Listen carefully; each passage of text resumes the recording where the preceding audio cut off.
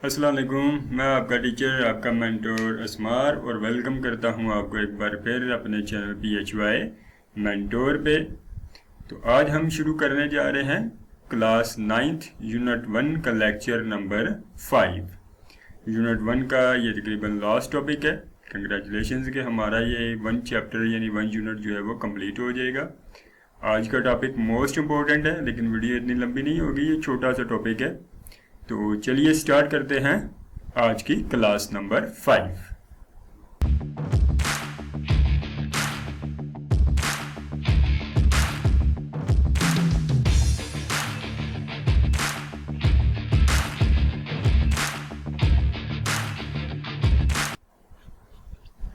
सबसे पहले आउटलाइंस में हम देखेंगे आज के सिग्निफिकेंट फिगर्स क्या हैं। सिग्निफिकेंट फिगर्स, फिर रूल्स ऑफ सिग्निफिकेंट फिगर्स के सिग्निफिकेंट फिगर्स के रूल्स क्या हैं, फिर राउंडिंग ऑफ भी हम देखेंगे कि नंबर्स को राउंड ऑफ कैसे करते हैं। चलते हैं पहली स्लाइड पे। तो फर्स्ट आगे सिग्निफिकेंट फिगर्स क्या है। तो सिग्निफिकेंट फिगर्स को हम कैसे डिफाइन करेंगे। All accurately known digits and first doubtful digit in an expression are called significant figures।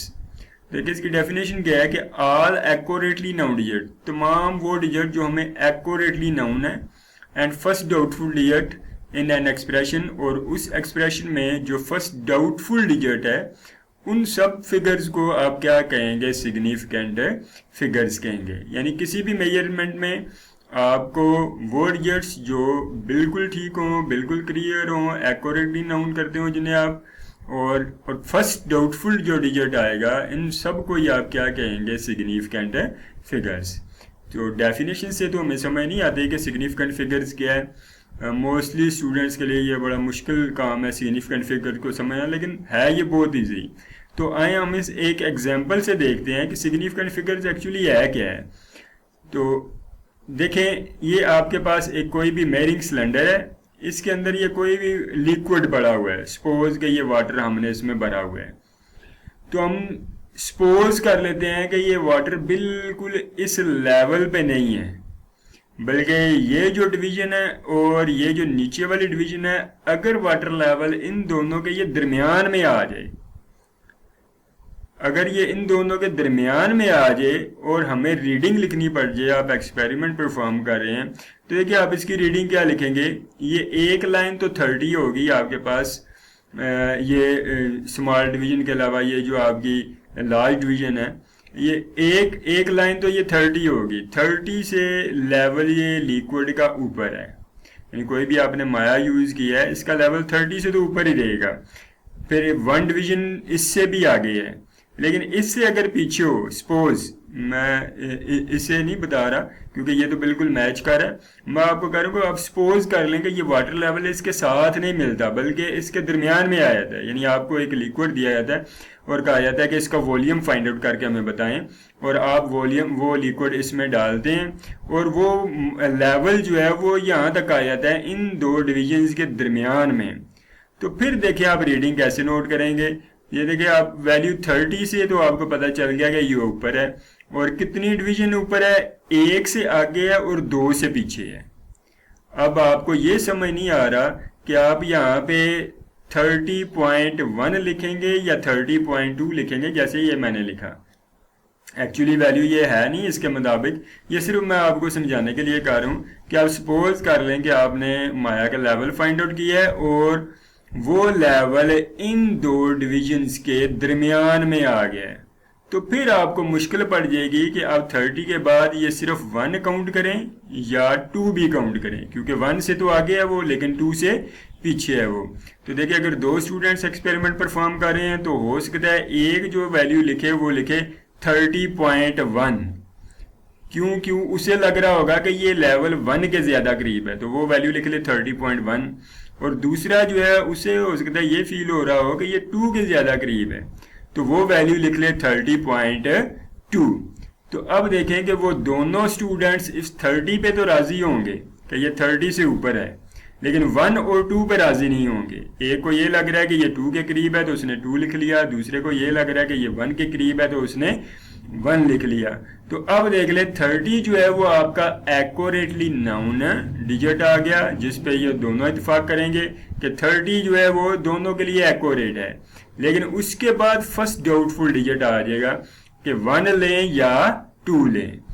तो इन डिजिट्स को ही आप क्या कहेंगे, सिग्निफिकेंट फिगर्स, यानी मुकम्मल तौर पर सही इनसे और फर्स्ट मशकूक यानी फर्स्ट डाउटफुल डिजिट जो है वो तमाम आपके पास किस में आ जाएंगे, सिग्निफिकेंट फिगर्स में आ जाएंगे।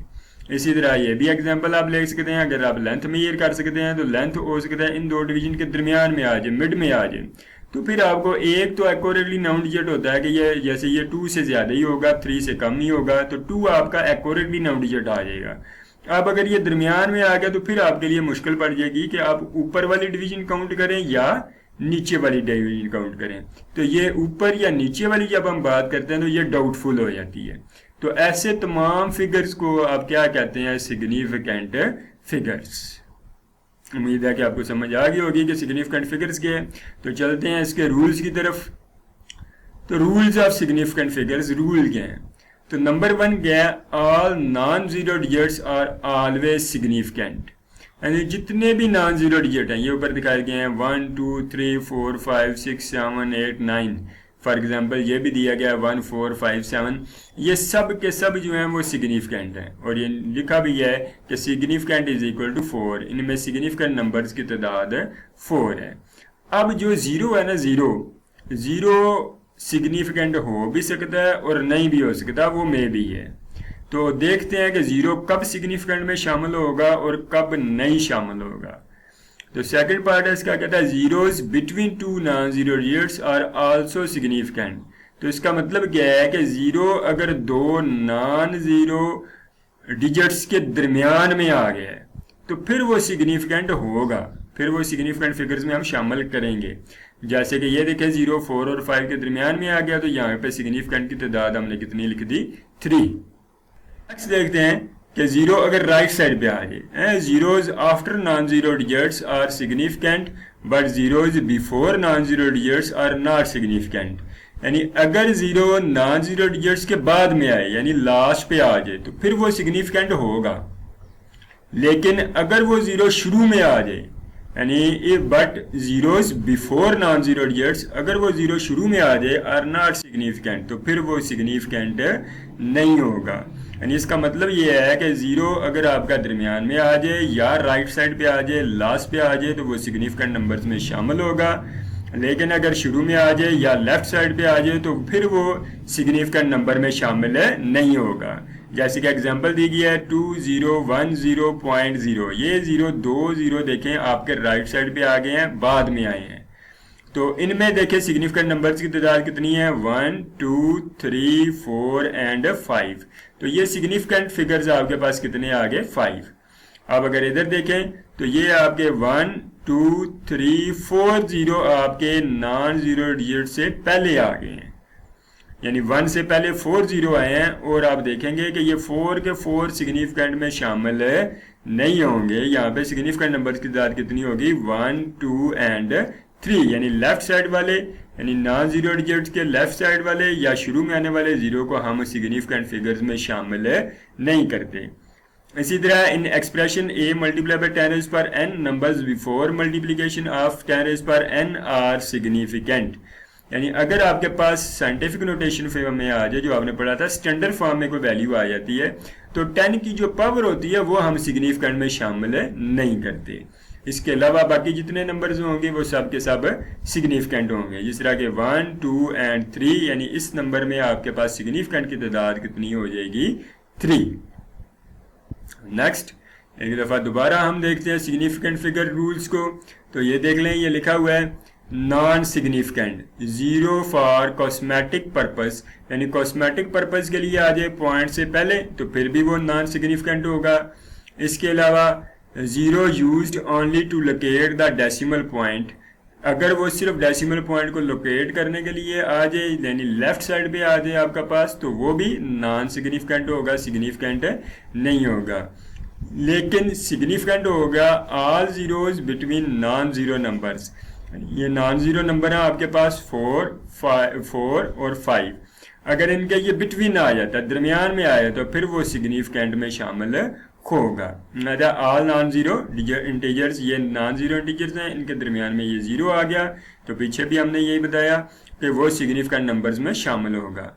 फिर इसी तरह ये significant zero at the end of the number two the right of decimal point, कि अगर डेसिमल पॉइंट के एंड पे या राइट साइड पे जीरो आ जाए तो फिर भी वो सिग्निफिकेंट में शामिल होंगे। यानी अगर इस कंप्लीट नंबर में आपको सिग्निफिकेंट पूछा है कि सिग्निफिकेंट की तादाद कितनी होगी, तो ये देखें सिग्निफिकेंट की तादाद आपके पास कितनी बनेगी, 1 2 3 4 5 6 एंड 7, यानी इसमें टोटल जो सिग्निफिकेंट नंबर्स होंगे वो आपके पास 7 होंगे। यानी दरमियान में आने वाले जीरो और लास्ट पे आने वाले जीरो हमने काउंट किए, लेकिन शुरू में आने वाले जीरो हमने काउंट नहीं किए। उम्मीद है कि आपको सिग्निफिकेंट फिगर्स की समझ आ गई होगी। तो नेक्स्ट चलते हैं कि अगर आपके पास कोई वैल्यू आ जाती है और आपको उसे राउंड ऑफ करना पड़ जाए, तो राउंड ऑफ के लिए कौन से रूल आप यूज़ करेंगे। यानी आपसे पूछा जाता है कि डेसिमल पॉइंट के बाद सिर्फ 2 डिजिट्स में आंसर लिखें, तो फिर आपके पास अगर ज़्यादा नंबर्स हैं, 2 से ज़्यादा हैं, तो आप 2 में कन्वर्ट करने के लिए राउंड ऑफ कैसे करेंगे। अगर 3 में कहा जाता है तो 3 में कैसे कन्वर्ट करेंगे, अगर 1 में कहा जाता है तो 1 में कैसे कन्वर्ट करेंगे। तो फर्स्ट रूल है कि when the number drop is less than 5 the preceding number remain unchanged. यानी अगर आपके पास लास्ट नंबर 5 से कम है तो आप उससे पहले वाला नंबर चेंज नहीं करेंगे, उसी तरह रहने देंगे। सपोज कि आपने वैल्यू लिखनी है, डेसिमल पॉइंट के बाद सिर्फ 2 डिजिट्स लिखना चाह रहे हैं और आपके पास आंसर आ गया डेसिमल पॉइंट्स के बाद 3 डिजिट्स में, तो आप इसको राउंड ऑफ करेंगे। तो राउंड ऑफ करने के लिए आप ये वैल्यू देखेंगे, अगर ये 5 से कम है तो आप इस डिजिट को इसके साथ जो होगा, इससे पहले जो होगा, इसे चेंज नहीं करेंगे और आपका आंसर आएगा 2.22 या 2.22। फिर वो कहता है when the number drop is greater than 5, यानी अगर आपका लास्ट नंबर 5 से ज्यादा हो जाए तो 1 is added to the preceding number, preceding number उसके साथ वाला, तो उसके साथ वाला जो नंबर होगा आप उसमें क्या कर लेंगे, 1 ऐड करके लिख लेंगे, एक बढ़ा के लिखेंगे या उससे अगला नंबर लिखेंगे। फॉर एग्जांपल आपके पास वैल्यू है 2.227, आपने इसे राउंड ऑफ करना है कि पॉइंट के बाद सिर्फ 2 ही डिजिट्स आप लिखना चाह रहे हैं, तीसरा आप नहीं लिखना चाह रहे, तो फिर आप क्या करेंगे, ये 7 है 5 से ज्यादा, तो इसके साथ वाला ये जो प्रीसीडिंग नंबर है इससे एक बढ़ा के लिख देंगे, 2 की बजाय क्या लिखेंगे, ये 3, और राउंड ऑफ करने के बाद आपकी वैल्यू आ जाएगी 2.23। इसी तरह when the number drop is equal to 5, यानी अगर आपके पास लास्ट डिजिट 5 आ गया तो फिर आप क्या करेंगे। तो इसके लिए वैल्यू डिपेंड करती है आपकी ऑड है या इवन। देखते हैं, कहता है if the preceding number is even then it remain unchanged. अगर तो प्रीसीडिंग नंबर इवन है यानी उसके साथ वाला नंबर इवन है तो आप उसे नहीं छेड़ेंगे, आप उसे चेंज नहीं करेंगे, वैसे ही रहने देंगे। फॉर एग्जाम्पल जिस तरह ये 2.2225, ये लास्ट ये अब आपका ना 5 से ज्यादा ना 5 से कम, इक्वल है 5 के, तो फिर आपने देखा ये नंबर चेंज नहीं किया, आपकी वैल्यू यही है 2.222। यानी अगर इवन नंबर है 2 के बजाय अगर इधर 4 है तो 4 रहने देंगे, 6 है तो 6 रहने देंगे, 8 है तो 8 ही रहने देंगे। यानी अगर इवन नंबर आ गया प्रीसीडिंग तो उसे आप चेंज नहीं करेंगे। फिर कहता है if the preceding number is odd, अगर वो ऑड नंबर है then 1 is added to it. अगर वो ऑड है तो उसे इवन बनाएंगे, ये याद रख लें कि आपने इवन बनाना होता है। अगर लास्ट वैल्यू 5 है, अगर ऑड है तो उसे इवन बना दें, अगर आपके पास ज्यादा करके, और अगर आपके पास पहले इवन है तो उसे इवन ही रहने दें। जिस तरह के ये है 2.2235, तो अब ये 3 ऑड नंबर है तो आप इसमें एक प्लस करके इसे बढ़ा के इवन में चेंज करके 4 लिख देंगे, तो आपका रिजल्ट क्या आ जाएगा 2.224। उम्मीद है कि आपको राउंड ऑफ करना आ गया होगा और सिग्निफिकेंट फिगर्स काउंट करने आ गए होंगे। ये आपके एमसीक्यूज वगैरह में भी आते हैं, वैसे भी आपको ये रूल्स पता होने चाहिए क्योंकि ये कंप्लीट मैथमेटिक्स हो या फिजिक्स हो, इन्हें आपको फॉलो करना पड़ता है। तो आज की क्लास यहीं तक। उम्मीद है कि आपको ये क्लास समझ आ गई होगी। तो मिलते हैं नेक्स्ट लेक्चर के साथ इंशाल्लाह। अल्लाह हाफिज़।